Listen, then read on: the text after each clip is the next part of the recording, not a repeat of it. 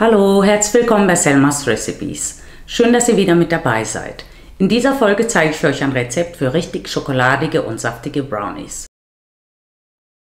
Zuerst gießen wir heißes Wasser in einen kleinen Topf und setzen eine Porzellanschüssel mit der dunklen Schokolade drauf. Der Boden der Schüssel berührt dabei das Wasser nicht und wird nur durch den aufsteigenden Dampf erwärmt. Sobald die Schokolade geschmolzen ist, nehmen wir sie vom Wasserbad runter und lassen sie abkühlen.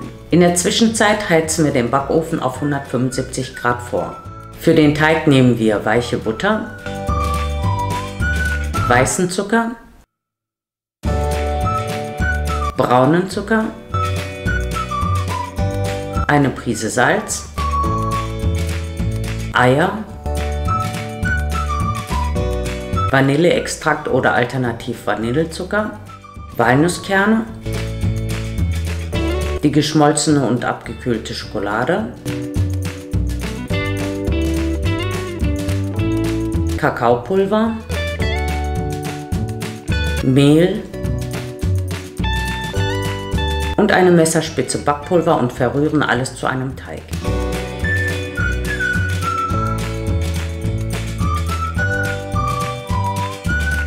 Die Form fetten wir mit Butter ein und legen sie mit Backpapier aus, damit das Backpapier nicht verrutscht und wir die Brownies nach dem Backen einfacher aus der Form heben können.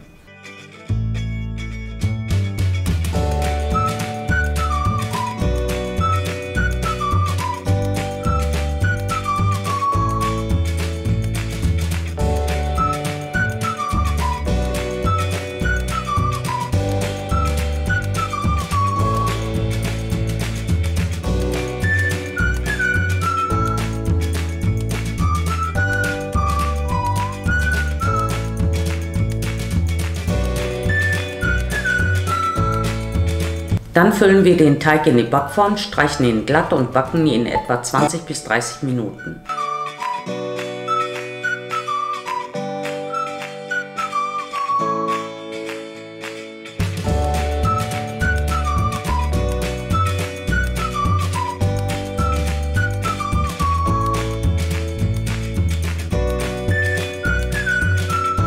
Da die genaue Backzeit je nach Teighöhe und Backofen unterschiedlich lang sein kann, solltet ihr nach etwa 20 Minuten unbedingt eine Stäbchenprobe machen. Die Brownies sind fertig, wenn die Oberfläche knusprig und der Kern noch etwas feucht ist.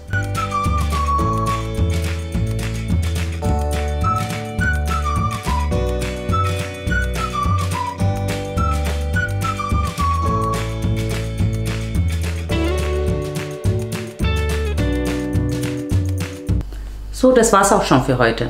Falls ihr dieses Rezept ausprobiert, würde ich mich sehr über einen Kommentar freuen. Viel Spaß beim Nachbacken. Tschüss, bis zum nächsten Video.